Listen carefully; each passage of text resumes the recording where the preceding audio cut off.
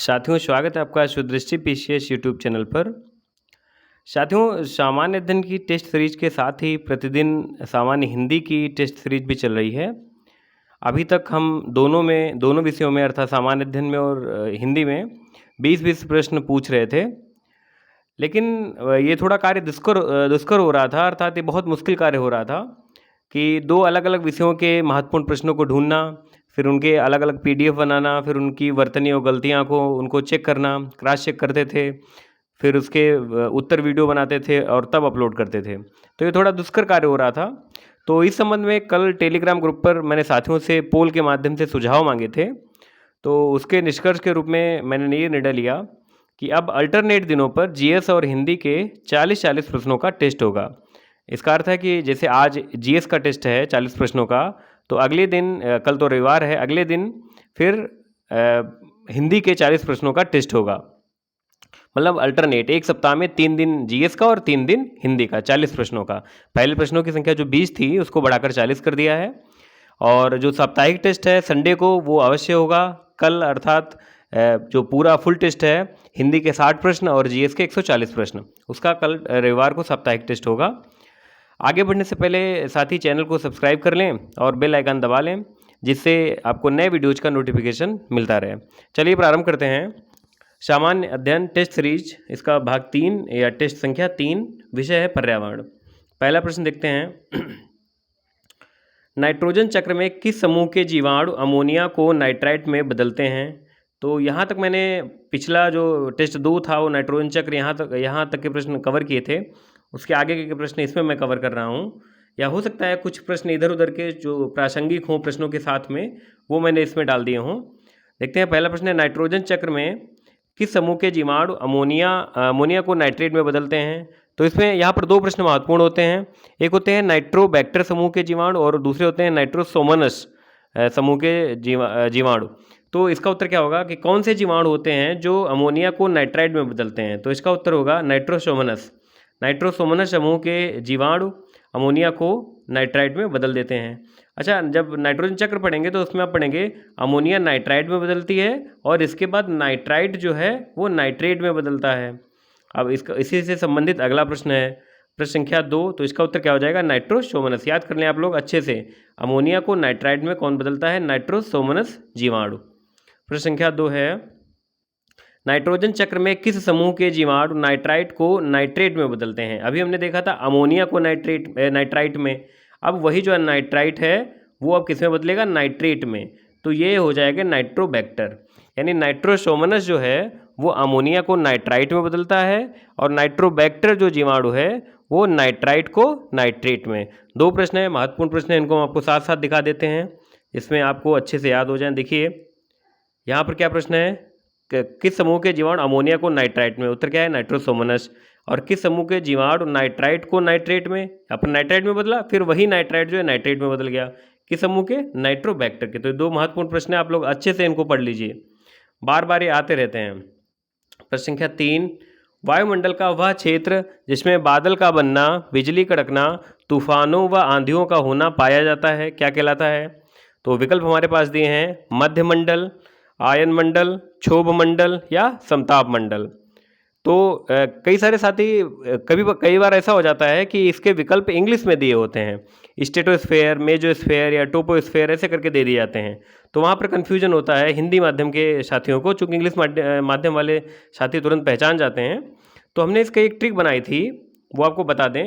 इसको हम लिखते थे, ऊपर से लिखते थे MST यानी मेजोस्फेयर, स्ट्रेटोस्फेयर और टोपोस्फेयर। ये सबसे ऊपर की है और ये टी जो है नीचे वाला है, यहाँ पर हमारा वायुमंडल, यहाँ पर हम लोग हैं, ठीक है, नीचे।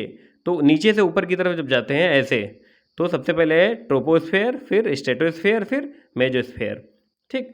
तो अगर इस प्रकार के, यानी टी सबसे नीचे कौन सा है? क्षोभ मंडल है हमारा, क्षोभ मंडल है, ठीक। तो अब यहाँ पर क्या पूछा गया है?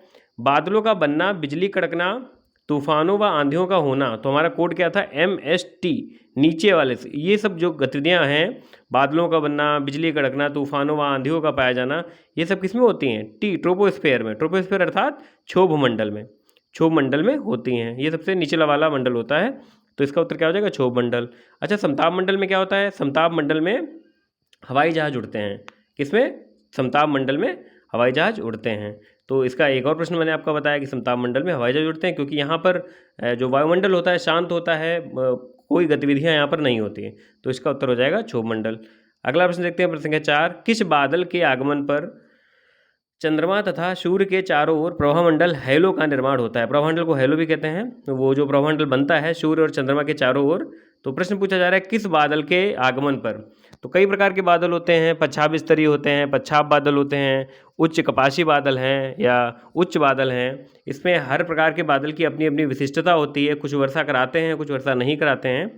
तो इसमें जो इसका उत्तर है वो है पच्छाभ स्तरीय बादल, पच्छाभ स्तरीय बादल। ये पच्छाभ स्तरीय बादल के आगमन पर चंद्रमा और सूर्य के चारों ओर प्रभामंडल यानी हैलो का निर्माण हो जाता है। इसके अलावा आपको बता दें, जो पच्छाभ बादल होते हैं, जो का विकल्प है पच्छाभ बादल, ये प्रमुख रूप से दिखाते हैं कि अगर ये बादल हैं तो मौसम साफ रहेगा। बादल होते हैं लेकिन मौसम साफ इंगित करते हैं ये। तो इसका उत्तर क्या हो जाएगा कि कौन से बादल के आगमन पर चंद्रमा तथा सूर्य के चारों ओर प्रभामंडल यानी हैलो का निर्माण होता है? पच्छाभ स्तरीय बादल। बहुत बार पूछा गया है। अगला प्रश्न देखते हैं, सोडियम क्लोराइड के बाद महासागर की लवणता का दूसरा प्रमुख कारक है? यहाँ पर मैंने 2 प्रश्न समाहित कर लिए हैं। सबसे पहला तो हो गया कि महासागर की लवणता का सबसे पहला कारक कौन सा है, यानी सर्वाधिक लवणता किसके कारण होती है? तो वो होती है सोडियम क्लोराइड के कारण। ये हो गया पहला प्रश्न। दूसरा इसमें पूछ दिया मैंने, दूसरा प्रमुख कारक क्या है? महासागर की लवणता का दूसरा प्रमुख कारक, पहला नहीं पूछ रहे हैं, पहला तो सोडियम क्लोराइड हो गया, दूसरा प्रमुख कारक, तो दूसरा प्रमुख कारक क्या है? Magnesium chloride. याद कर लीजिए, मैग्नीशियम सल्फेट नहीं है, मैग्नीशियम क्लोराइड है। तो इसका उत्तर क्या हो जाएगा? Magnesium chloride. अब आगे चलते हैं, प्रश्न संख्या 6 देखते हैं, किस बायोम के वृक्ष सर्वाधिक आर्थिक महत्व के होते हैं? आर्थिक महत्व मतलब सबसे ज़्यादा किनसे पैसा मिलता है, सबसे ज़्यादा कौन महंगे होते हैं? आर्थिक महत्व यही हुआ यहाँ पर अर्थ। तो इसमें विकल्प देखते हैं, विषुवतीय वन बायोम, मानसूनी वन बायोम, रूम सागरीय वन बायोम या टैगा वन बायोम। तो इसका सही उत्तर होगा क्या? Taiga one biome. Taiga one biome में मुख्यतः कौन कौन से पेड़ आते हैं? बहुत से साथियों को पता होगा, हम बता देते हैं। चीड़, देवदार, फर और स्प्रूस ये एक पेड़ होता है। इस प्रकार के जो आर्थिक महत्व के वृक्ष होते हैं वो टैगा वन बायोम में आते हैं। अच्छा, एक और इसके बारे में आपको तथ्य बताते हुए चलें कि सबसे अधिक जो तापीय डिफरेंस होता है, तापीय विषमता, वो यहीं पर पाई जाती है। टेम्परेचर जो है ऊपर अधिक होता है और नीचे भी अधिक जाता है। कहाँ पर? टैगा वन बायोम में। तो यहाँ पर एक प्रश्न ये भी आ सकता है कि सर्वाधिक तापीय विषमता कहाँ पाई जाती है? तो उत्तर होगा टैगा वन बायोम में। अगर पूछ दिया जाए कि सबसे कम तापांतर कहाँ पाया जाता है या सबसे कम तापीय विषमता कहाँ पाई जाती है, वो होती है सदाबहारी वर्षा वन बायोम में। कहाँ पर? सदाबहारी वर्षा वन बायोम में। तो 2 प्रश्न ये हो गए, तो महत्वपूर्ण प्रश्न है, आप लोग देख लीजिएगा। आगे चलते हैं, प्रश्न संख्या 7 पर, सागरीय बायोम में प्राथमिक उत्पादक होते हैं। तो मैंने आपको बताया था कल सागरीय बायोम में कि कहाँ कहाँ पर क्या पाया जाता है। इसका वो क्या था, सबसे ऊपर क्या होते हैं? प्लैंकटन होते हैं, प्लैंकटन, फिर नेक्टन, और सागर के जो सागरी भूमि होती है उसके तली में जो होते हैं वो होते हैं बेंथस। ठीक, प्लैंकटन, नेक्टन और बेंथस ये पाए जाते हैं। तो प्लैंकटन हमने आपको बताया था कि 2 प्रकार के होते हैं, जू प्लैंकटन और फाइटोप्लैंकटन। तो हम मान सकते हैं कि जो फाइटोप्लैंकटन होते हैं ये प्राथमिक उत्पादक होते हैं, इनको ही प्राथमिक उत्पादक कहा जाता है। समुद्र की उसमें ये उसी प्रकार बिल्कुल होते हैं, हरे होते हैं, उसी प्रकार होते हैं जैसे पृथ्वी पर घास है। ठीक है, और जो इसमें दूसरे जो प्राणी होते हैं जू प्लैंकटन, जू प्लैंकटन क्या करते हैं? फाइटोप्लैंकटन का भक्षण करते हैं, उनको खाते हैं। किसको? फाइटोप्लैंकटन को। तो इसमें प्राथमिक उत्पादक कौन हो गए? प्राथमिक उत्पादक हो गए फाइटोप्लैंकटन। कौन हो गए? फाइटोप्लैंकटन। ठीक, अब फाइटोप्लैंकटन प्राथमिक उत्पादक हो गए। इसके बाद फिर मैंने आपको और बताया था, ऊपर आते हैं प्लैंकटन हो गए, ऊपर सबसे प्लैंकटन है, उसके बाद नेक्टन है, फिर बेंथस है। बेंथस तलहटी में पाए जाते हैं। नेक्टन में क्या क्या होते हैं? नेक्टन में मुख्य रूप से बड़ी मछलियाँ होती हैं। जो प्लैंकटन तो आपको बता दिए, शैवाल अहवाल सब इसी में होते हैं। शैवाल है, डाइटम है, वो सब का। और एक और बता दें आपको यहाँ पर तथ्य, जब किसी मनुष्य की मृत्यु जो होती है वो डूब कर होती है तो उसका टेस्ट कराया जाता है पता करने के लिए कि इसकी मृत्यु डूब कर हुई है तालाब में या जल में। उसके लिए डाइटम टेस्ट कराया जाता है। डाइटम टेस्ट होता है, उसमें क्या होता है, मनुष्य के फेफड़ों से या अन्य बॉडी से जो है डाइटम निकलता है जल के साथ में। तो ये लगा लिया, अनुमान लगाया जाता है कि हाँ डूब कर इसकी मृत्यु हुई है। ठीक है, तो वो डाइटम टेस्ट कहा जाता है। तो यहाँ पर डाइटम जो होते हैं वो इसी में पाए जाते हैं, फाइटो जो ऊपर का प्लैंकटन वाला एरिया होता है, प्रकाशित क्षेत्र जिसको बोलते हैं। दूसरा नेक्टन क्षेत्र होता है, इसमें मछलियाँ पाई जाती हैं। जो तीसरा बेंथस क्षेत्र होता है, समुद्र के सबसे नीचे का क्षेत्र, तलहटी का बोल सकते हैं। यहाँ पर सीवीड पाई जाती है। सीवीड मतलब समुद्री घास, और जो होती है वो नीचे पाई जाती है बिल्कुल, और बड़े शैवाल पाए जाते हैं यहाँ पर। तो ये इसके जो प्रमुख तथ्य थे वो मैंने आपको बता दिए। तो इसका उत्तर क्या हो जाएगा? सागरीय बायोम में प्राथमिक उत्पादक होते हैं कौन? फाइटोप्लैंक्टन। महत्वपूर्ण प्रश्न है, इसमें कई सारे प्रश्न समाहित कर लिए हमने, महत्वपूर्ण है, आ भी सकते हैं परीक्षा में। लियानस नामक लता मुख्यतः पाई जाती है। तो ये तथ्यात्मक प्रश्न है, पूछ दिया गया है कि ये घास जो है, नाम दिया गया घास का, ये लता का, और ये कहाँ पाई जाती है? तो इसका उत्तर क्या होगा? सदाबहारी वर्षावन बायोम में लियानास नामक लता मुख्यतः पाई जाती है। कहाँ? सदाबहारी वर्षावन बायोम में। आप लोग लियानास नेट पर डालकर सर्च करेंगे जब गूगल पर, तो आपको इसका चित्र, कई सारी लताएं लटकती हुई दिखाई पड़ेंगी। मैंने देखा था, क्योंकि एक बार आपने जो चीज़ देख ली वो फिर आपके माइंड में हमेशा के लिए सेट हो गई। ठीक है, इसलिए मूवीज़ जो होती हैं, आप 100 मूवी देख डालिए, आपको सबकी कहानी याद रहेगी। इसका कारण यही होता है कि जो चीज़ आपने देख ली वो एक बार याद हो गई फिर। तो इसका उत्तर क्या हो जाएगा? सदाबहारी वर्षावन बायोम। प्रश्न संख्या 9, हाथी घास किस बायोम की प्रमुख घास है? इसके विकल्प हैं सदाबहारी वर्षावन बायोम, मानसूनी वन बायोम, सवाना बायोम या कोणधारी वन बायोम। तो इसका उत्तर होगा सवाना बायोम, यानी कि हाथी घास जो है वो कहाँ पाई जाती है? सवाना बायोम में पाई जाती है। कहाँ? सवाना बायोम में। जिन साथियों ने सवाना बायोम लगाया है उनका उत्तर बिल्कुल सही है। आगे चलते हैं, प्रश्न संख्या 10, चैपरेल नामक झाड़ियाँ कहाँ पाई जाती हैं? इसमें विकल्प हैं दक्षिण अफ्रीका, कैलिफोर्निया, यूरोप या नागालैंड। तो इसका उत्तर क्या हो जाएगा? इसका उत्तर हो जाएगा कैलिफोर्निया। ये जो चैपरेल नामक झाड़ियाँ हैं कहाँ पाई जाती हैं? कैलिफोर्निया। तो ये 3 प्रकार की हमने झाड़ियाँ या लताएँ या घास बताई आपको, इनको देख लीजिएगा, इनमें से एक ना एक तथ्य के रूप में पूछा जा सकता है परीक्षा में आपकी। अगला प्रश्न है प्रश्न संख्या 11, आर्द्र भूमि के संरक्षण की अंतर्राष्ट्रीय संधि रामसर संधि कब लागू हुई थी? तो यहाँ पर कई सारे तथ्य हैं, आपको एक एक करके बताते हैं कि आर्द्र भूमि के संरक्षण की जो रामसर संधि थी वो यहाँ पर 2 चीज़ें पूछी जाती हैं। एक पूछी जाती है कब हस्ताक्षरित की गई थी, और दूसरा प्रश्न बनता है कब लागू हुई थी। तो मैंने यहाँ पर क्या पूछा है? कब लागू हुई थी।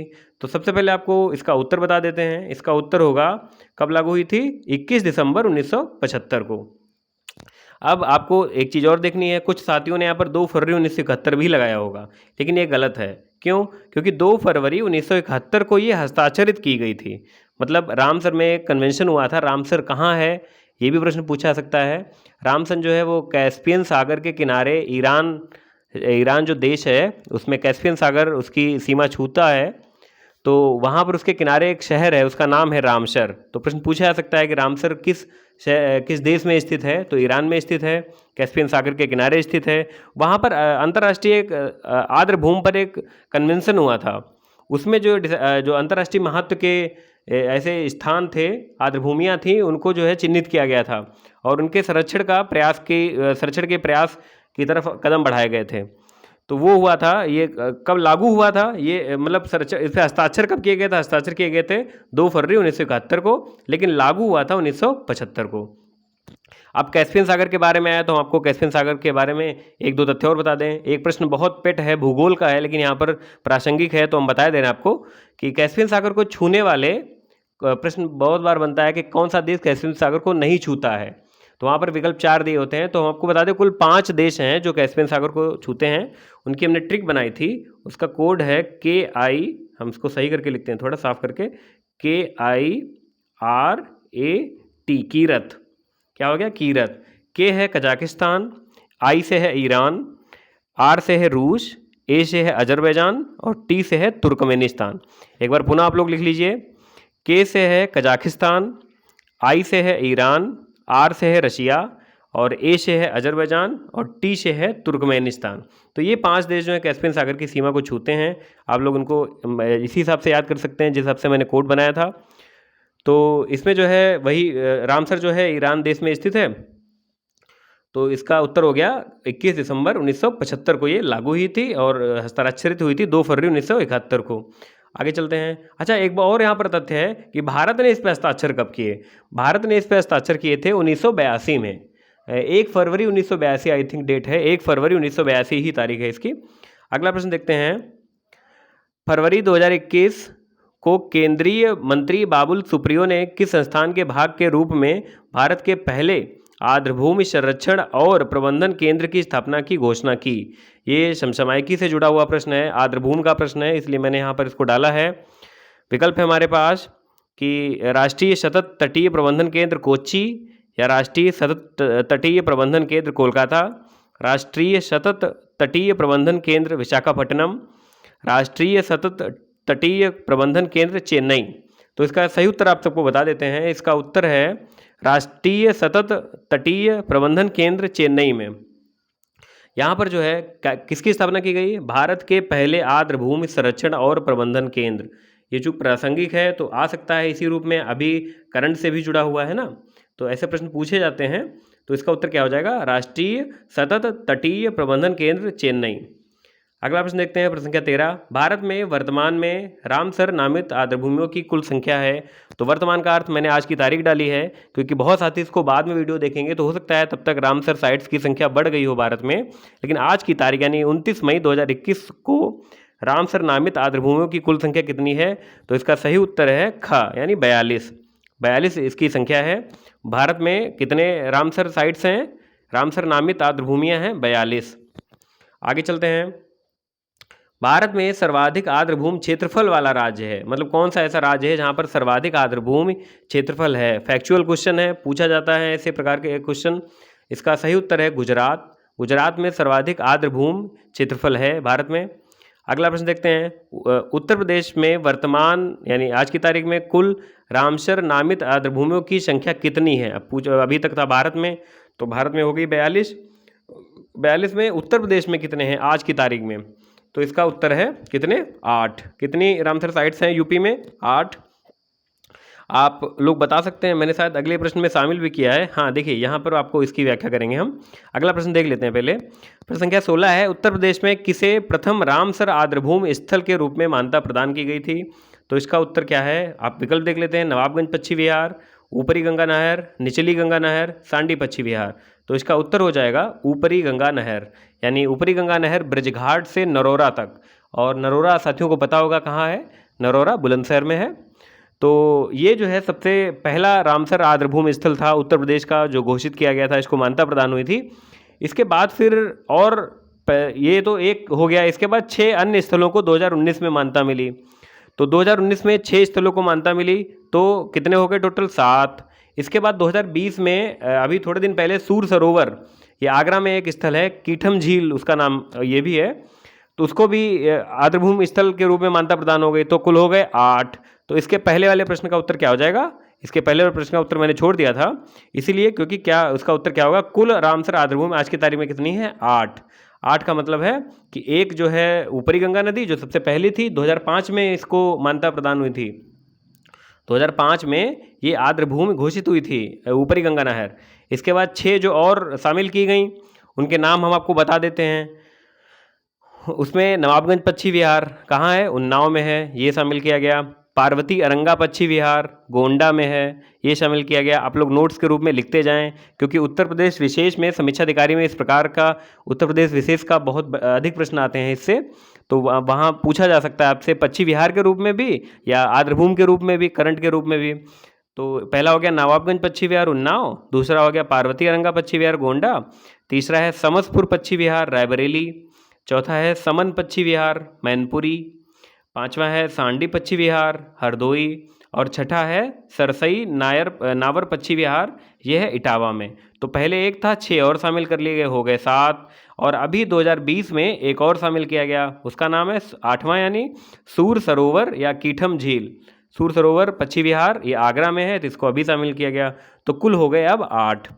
तो हमारा इसका उत्तर क्या हो जाएगा? ऊपरी गंगा नहर, यानी प्रथम रामसर साइट ऊपरी गंगा नहर थी। तो मुझे लगता है कि रामसर आर्द्रभूमि से उत्तर प्रदेश के जितने भी प्रश्न बन सकते हैं परीक्षा में, वो मैंने आपको सारे बता दिए हैं। अगला प्रश्न देखते हैं, प्रश्न संख्या 17, मॉन्ट्रेक्स रिकॉर्ड किससे संबंधित है? विकल्प है हमारे विलुप्त प्राय वनस्पतियों की सूची, संवेदनशील प्राकृतिक स्थलों की सूची, संकटग्रस्त पशुओं की सूची, आर्द्रभूमियों की सूची। तो इसका सही उत्तर है आर्द्रभूमियों की सूची, यानी मॉन्ट्रेक्स रिकॉर्ड किससे संबंधित है? आर्द्रभूमियों की सूची से संबंधित है। अगला प्रश्न देखते हैं, जैव विविधता का भंडार किस भौगोलिक क्षेत्र को कहा जाता है? विकल्प हैं मानसूनी वन, उष्णकटिबंधीय वर्षा वन, पर्णपाती वन, कोणधारी वन। तो इसका सही उत्तर क्या होगा? इसका सही उत्तर होगा उष्णकटिबंधीय वर्षा वन। उष्णकटिबंधीय वर्षा वन को जैव विविधता का भंडार कहा जाता है। ये प्रश्न बहुत बार पूछा जाता है। उष्णकटिबंधीय वर्षा वन के कई नाम हैं, कोई भी एक नाम रख के यहाँ पर विकल्प में पूछ लिया जाएगा। आप लोग इसके सचेत रहें, इनके नाम भी देख लीजिए और किस किन नामों से जाना जाता है। तो जैव विविधता का भंडार किसे कहा जाता है? उष्णकटिबंधीय वर्षा वन को। अगला प्रश्न देखते हैं। अगला प्रश्न है प्रश्न संख्या 19। भारत में वन सर्वेक्षण संस्थान यानी FSI द्वारा कब से वन रिपोर्ट का प्रकाशन किया जा रहा है? तो वन रिपोर्ट से संबंधित प्रश्न आते हैं कि वनावरण कितना है, वृक्षावरण कितना है, प्रतिशत में पूछा जाता है, और वनावरण वृक्षावरण में कौन सा राज्य आगे है, या किस राज्य ने सर्वाधिक ग्रोथ की। इस प्रकार के प्रश्न वन सर्वेक्षण से आते रहते हैं। तो आपको यहाँ पर बता दें कि वन सर्वेक्षण इसकी जो रिपोर्ट होती है वो प्रति 2 वर्ष पर जारी की जाती है। और इसको जारी कौन करता है? इसको FSI जारी करता है, यानी forest survey of India. FSI जारी करता है प्रति 2 वर्ष पर। तो ये सबसे पहली बार कब प्रकाशित की गई थी? 1987 में। इसका उत्तर क्या हो जाएगा? 1987 में पहली बार प्रकाशित की गई थी, और तब से अनवरत रूप से प्रत्येक 2 वर्ष पर ये प्रकाशित की जाती है। और आप हिसाब लगा लें, अगर 1987 में पहली बार, तो अभी जो 2019 वाली आई थी ये 16वीं थी, 16वीं वन रिपोर्ट थी। और 2021 में जो आएगी ये 17वीं वन रिपोर्ट आएगी। और इसका नाम होता है ISFR 16 या 17 करके ऐसे इसका नाम दिया जाता है। ISFR का फुल फॉर्म होता है Indian state of forest report. ठीक, प्रति 2 वर्ष पर जारी होती है। अच्छा, यहाँ पर एक प्रश्न और है कि फॉरेस्ट सर्वे ऑफ इंडिया का मुख्यालय कहाँ है? ये प्रश्न पूछ दिया जाता है कभी कभी। तो इसका मुख्यालय कहाँ है? इसका मुख्यालय है देहरादून में। फॉरेस्ट सर्वे ऑफ इंडिया यानी वन सर्वेक्षण संस्थान, इसका मुख्यालय कहाँ है? देहरादून में। तो इसका उत्तर हो जाएगा 1987। अगला प्रश्न देखते हैं, प्रश्न संख्या 20। हॉट स्पॉट शब्द का प्रयोग सर्वप्रथम किसने किया था? तो इसका उत्तर क्या हो जाएगा? जिन साथियों ने पढ़ा होगा, कल का वीडियो देखा होगा, उनको पता होगा, मैंने बताया भी था। इसका उत्तर है नॉर्मन मायर्स। नॉर्मन मायर्स ने हॉट स्पॉट शब्द का प्रयोग किया था। और इसके अलावा अर्नेस्ट हैकल, मुझे लगता है बताने की आवश्यकता नहीं है, फिर भी एक बार बता देते हैं हम जल्दी से। अर्नेस्ट हैकल ने किस शब्द का प्रयोग किया था? इकोलॉजी यानी पारिस्थितिकी का प्रयोग किया था, इकोलॉजी शब्द का। इसके अलावा विकल्प ग में अर्नीज नेस ने डीप इकोलॉजी यानी गहन पारिस्थितिकी शब्द का प्रयोग किया था। और ग्रीनेल्स ने इकोलॉजिकल निके बोलते हैं, या पारिस्थितिकी निकेत बोलते हैं इसको, इसका प्रयोग किया था। अच्छा, यहाँ पर आपको बताते चले निकेत क्या होता है, चूंकि शब्द आ गया है।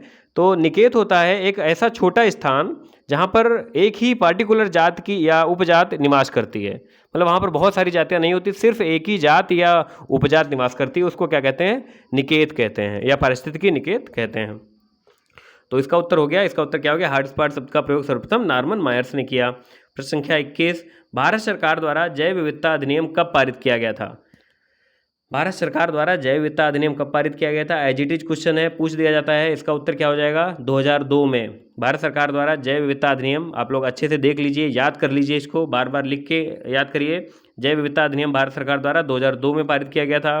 प्रश्न संख्या 22। विश्व में जैव विविधता हॉटस्पॉट क्षेत्रों की संख्या कितनी है? ये इस प्रकार के प्रश्न आते हैं। तो विश्व में जैव विविधता हॉटस्पॉट क्षेत्रों की संख्या कितनी है? यह है 36। 36 है संख्या विश्व में जैव विविधता हॉटस्पॉट क्षेत्रों की। अगला प्रश्न देखते हैं, प्रश्न संख्या 23। विश्व के हॉटस्पॉट क्षेत्रों के अंतर्गत विद्यमान वैश्विक जैव विविधता का कितने प्रतिशत जैव विविधता क्षेत्र भारत धारण करता है? सीधे सीधे अर्थों शब्दों में अगर हम समझाएं आपको इसका अर्थ, तो पूछ रहा है कि हॉटस्पॉट क्षेत्रों में विश्व में कितनी पूरी जैव विविधता है, उसका कितना % क्षेत्र भारत की जैव विविधता है। तो इसका सही उत्तर आपने पढ़ा होगा, अगर इस प्रकार का प्रश्न एक बार पूछा गया है, इसका सही उत्तर है 16.86%। कितना? 16.86%। आगे चलते हैं, प्रश्न संख्या 24। पश्चिमी घाट की पारिस्थितिकी के संरक्षण के लिए माधव गाडगिल समिति किस वर्ष गठित की गई थी? देखते हैं इसके विकल्प। पहले तो बता दें कि ये किस लिए, ये प्रश्न ऐसा बन रहा है कि माधव गाडगिल समिति किसके संरक्षण के लिए गठित की गई थी? तो पश्चिमी घाट के। इसके अलावा एक और समिति गठित की गई थी, कस्तूरी रंगन कमेटी। कस्तूरी रंगन कमेटी इसके बाद में गठित की गई, वो भी काय के लिए गठित की गई थी? पश्चिमी घाट की पारिस्थितिकी संरक्षण के लिए। तो ये दोनों समितियां बहुत महत्वपूर्ण है, पश्चिमी घाट से जुड़ी हुई हैं, और पश्चिमी घाट से एक ना एक प्रश्न पर्यावरण से अवश्य आता है। तो माधव गाडगिल कमेटी कब बनी थी? माधव गाडगिल कमेटी बनी थी 2011 में। 2011 में माधव गाडगिल कमेटी बनी थी और इसके 2 साल बाद 2013 में कस्तूरी रंगन कमेटी बनी है। 2013 में आप लोग याद कर लीजिए, 2013 में कस्तूरी रंगन कमेटी बनी है और इनके बीच क्या टकराव था ये भी बता दें आपको। 2011 में सरकार ने ये माधव गाडगिल समिति बनाई और के जो पश्चिमी घाट है वहाँ पर पारिस्थितिकी क्षेत्र की वो वहाँ पर कहा कि देखिए यहाँ पर संरक्षण की कितनी आवश्यकता है। तो इसने बताया कि गाडगिल कमेटी ने, ये माधव गाडगिल जी ने बताया कि ये बहुत पश्चिमी घाट जो पूरा क्षेत्र है बहुत संवेदनशील क्षेत्र इसको माना और इस पर मानवीय हस्तक्षेप की रोक की मांग की और कहा कि अगर मानवीय हस्तक्षेप होगा तो यहाँ पर पारिस्थितिकी तंत्र को नुकसान होगा, इसके संरक्षण की आवश्यकता है। लेकिन बाद में 2013 में कस्तूरी रंगन कमेटी फिर बनाई गई कि क्या ये बात वास्तव में सही है। तो इस कमेटी ने इनकी जो सिफारिशें थीं उनको एक सिरे से नकार दिया और कहा कि ऐसा कुछ नहीं है, केवल 37% क्षेत्र ही वहाँ का जो पश्चिमी घाट है उसका संवेदनशील माना। और बाद में आपने अभी देखा कि 2-3 साल पहले 2018 या 2019 में अंत में केरल में भीषण बाढ़ आई थी और ऐसा जो पर्यावरणविद हैं वो कह रहे थे कि ये कमेटी की जो अवहेलना की गई उसी का परिणाम था कि 2011 में जो कमेटी बनी थी उसकी अगर मांगों को सुन लिया गया होता, उधर गौर किया गया होता तो केरल बाढ़ की विभीषिका को झेलना नहीं होता। तो ये इसके तथ्य थे प्रमुख। 2011 में बनी थी ये माधव गाडगिल और 2013 में कस्तूरी रंगन कमेटी, दोनों पश्चिम घाट से संबंधित थी। अगला प्रश्न देखते हैं, प्राकृतिक संरक्षण के लिए 1963 से, यहाँ पर देखिए कब से IUCN रेड डाटा बुक कब से जारी कर रहा है? 1963 से रेड लिस्ट IUCN द्वारा रेड डाटा बुक कितने वर्गों में विभक्त कर जारी की जाती है, मतलब कितने वर्गों में उसका क्लासिफिकेशन किया जाता है कि कौन सी संकटग्रस्त जाति है। ये प्राकृतिक संरक्षण का मतलब है उसमें पौधे भी होते हैं, वनस्पति भी होती हैं, जीव जंतु भी होते हैं, उनको कैटेगराइज कर दिया जाता है कि कौन संकटग्रस्त है, कौन संवेदनशील है या कौन विलुप्त है, इस प्रकार से। तो कितनी कैटेगरी होती हैं? इसकी होती हैं 9 कैटेगरी। कितनी? 9।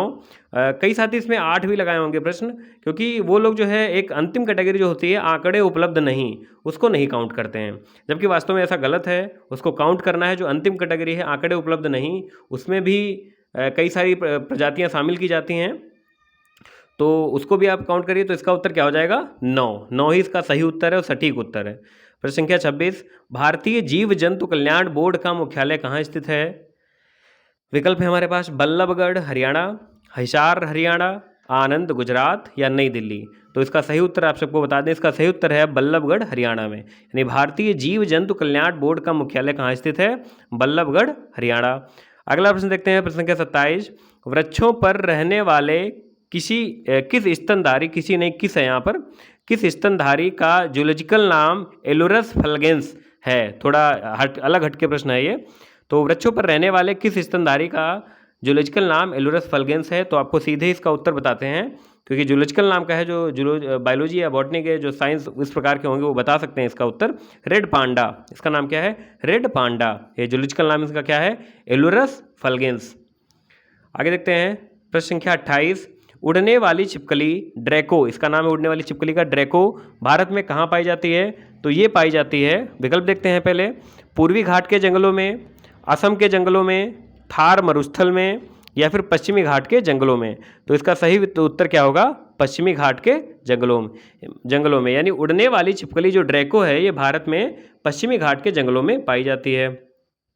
अगला प्रश्न देखते हैं, डाचिगम राष्ट्रीय उद्यान किस जंतु के संरक्षण के लिए प्रसिद्ध है? विकल्प है हमारे पास हंगुल मृग या थामिन मृग, हिम लेपर्ड या ग्रेट इंडियन बस्टर्ड। यहाँ पर 2 प्रश्न हम आपको बताएंगे, 2 प्रश्नों के तथ्य हम आपके तैयार कराएंगे। तो इसका पहले उत्तर बता देते हैं कि डाचिगम राष्ट्रीय उद्यान किस जंतु के संरक्षण के लिए प्रसिद्ध है? यह है हंगुल मृग के। हंगुल मृग के संरक्षण के लिए कौन? डाचिगम राष्ट्रीय उद्यान। ये कहाँ है? जम्मू कश्मीर में है। अच्छा, थामिन मृग, यहाँ पे एक और विकल्प है थामिन मृग, ये लोकटक झील के पास पाया जाता है। लोकटक झील कहाँ है? मणिपुर में है। थामिन मृग वहाँ पर पाया जाता है, ये भी एक विशिष्ट प्रजाति है हिरन की। तो यहाँ पर 2 प्रश्न ये हैं कि डाचिगम राष्ट्रीय उद्यान हंगुल मृग के कारण प्रसिद्ध है और लोकटक झील के पास जो है मणिपुर में वो थामिन मृग पाया जाता है। चलिए, तो इसका उत्तर हो गया हंगुल मृग। प्रश्न संख्या 30, निम्नलिखित में से पादप एवं प्राणियों की जातियों के संरक्षण का स्वस्थानीय संरक्षण प्रकार नहीं है। तो पादप एवं प्राणियों की जातियों के संरक्षण के 2 प्रकार होते हैं, एक स्वस्थानीय, एक बाह्य स्थानीय। स्वस्थानीय जिसको बोलते हैं इन सीटू और बाह्य स्थाने जिसको बोलते हैं एक्स सीटू। स्वस्थाने का मतलब है कि उनके निवास स्थान में ही उनका संरक्षण किया जाए, और बाह्य स्थाने यानी एक्स सीटू का मतलब है कि वहाँ से उनको विस्थापित करके कहीं दूसरी जगह ले जाकर वहाँ पर उनका संरक्षण किया जाए। तो इसमें इसका उत्तर देख लेते हैं पहले। इसका उत्तर क्या होगा? वनस्पति उद्यान जो है ये स्वस्थाने, स्वस्थाने यानी इन सीटू का उदाहरण नहीं है। ये इन सीटू प्रकार का संरक्षण नहीं है। कौन? वनस्पति उद्यान। बाकी जो तीनों हैं खा, घा और गा यानी राष्ट्रीय उद्यान, पवित्र उपवन और वन्य जीव अभ्यारण्य, ये इन सीटू के उदाहरण हैं, इन सीटू के उदाहरण हैं। वनस्पति उद्यान जो है ये एक्स सीटू का उदाहरण है।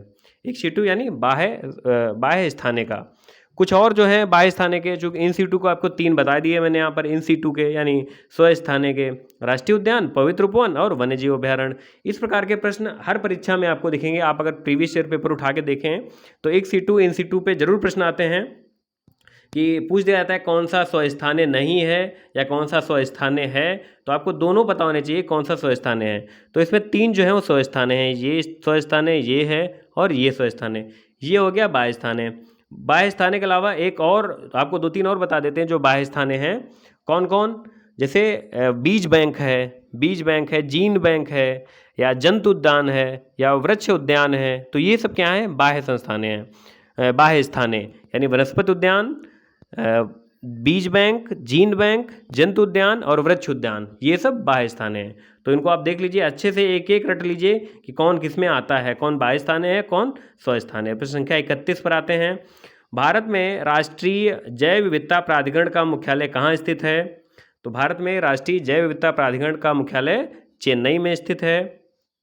इसकी स्थापना 2003 में की गई। कब की गई? 2003 में। अच्छा, अभी हमने बताया था आपको भारत में राष्ट्रीय जैव विविधता अधिनियम, यानी जैव विविधता अधिनियम कब आया था? राष्ट्रीय नहीं, जैव विविधता अधिनियम कब आया था? 2002 में। ठीक है। और 2003 में क्या हुआ? राष्ट्रीय जैव विविधता प्राधिकरण, इसका मुख्यालय खोल दिया गया। कहाँ खोला गया? चेन्नई में। तो ये 2 प्रश्न है कि 2002 में अधिनियम बना जैव विविधता का और 2003 में इसका मुख्यालय खुला। कहाँ? चेन्नई में। प्रश्न संख्या 32। साइबेरियन सारस या साइबेरियाई सारस भारत के किस राष्ट्रीय उद्यान में प्रजनन करने आते हैं? तो ये बहुत महत्वपूर्ण प्रश्न है, और विदेशों से, मतलब कई अन्य देशों के या साइबेरियन सारस जो हैं वो भारत के एक राष्ट्रीय उद्यान है, वहाँ पर प्रजनन के लिए आते हैं। और इसका सही उत्तर है केवलादेव राष्ट्रीय उद्यान। ये कहाँ है? केवलादेव राष्ट्रीय उद्यान राजस्थान में है। विकल्प हमारे थे रणथंभौर राष्ट्रीय उद्यान, ये भी राजस्थान में है। सरिस्का राष्ट्रीय उद्यान, ये भी राजस्थान में है। बांदीपुर राष्ट्रीय उद्यान ये अलग है, राजस्थान में नहीं है। ये कहाँ है? ये कर्नाटक में है। तो हमारा प्रश्न क्या था? साइबेरियन सारस भारत के किस राष्ट्रीय उद्यान में प्रजनन करने आते हैं? ये केवलादेव राष्ट्रीय उद्यान आते हैं। प्रश्न संख्या 33। सलीम अली राष्ट्रीय उद्यान स्थित है। अब इस प्रकार के प्रश्न, सलीम अली नाम से राष्ट्रीय उद्यान या पक्षी अभ्यारण्य या पक्षी विज्ञान केंद्र 3 हैं भारत में। तो ये आपको कंफ्यूज कर सकते हैं, इसलिए मैंने इन तीनों प्रश्नों को यहाँ पर समाहित लिया है। देखते हैं पहला क्या है। सलीम अली राष्ट्रीय उद्यान कहाँ स्थित है? तो इसका सही उत्तर है जम्मू कश्मीर में। यानी राष्ट्रीय उद्यान जो सलीम अली नाम से है, आप लोग ऐसे याद कीजिए, जो राष्ट्रीय उद्यान सलीम अली नाम से है वो कहाँ है? जम्मू कश्मीर में है। अगला प्रश्न, प्रश्न संख्या 34। सलीम अली पक्षी अभयारण्य। देखिए, अभयारण्य ऐसे लिखा जाता है, कई पुस्तकों में आप अभयारण्य लिखा देखेंगे, वो गलत होता है। वास्तव में इसकी शुद्ध वर्तनी क्या है? अभयारण्य।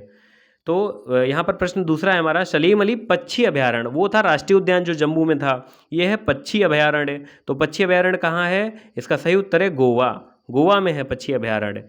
राष्ट्रीय उद्यान जम्मू कश्मीर में और पक्षी अभयारण्य गोवा में। आगे चलते हैं। अगला, सलीम अली पक्षी विज्ञान केंद्र। देखिए 3 हो गए, तीनों को हम आपको दिखाते हैं एक तरफ से, थोड़ा और छोटा करते हैं अगर दिखाई पड़ रहा हो।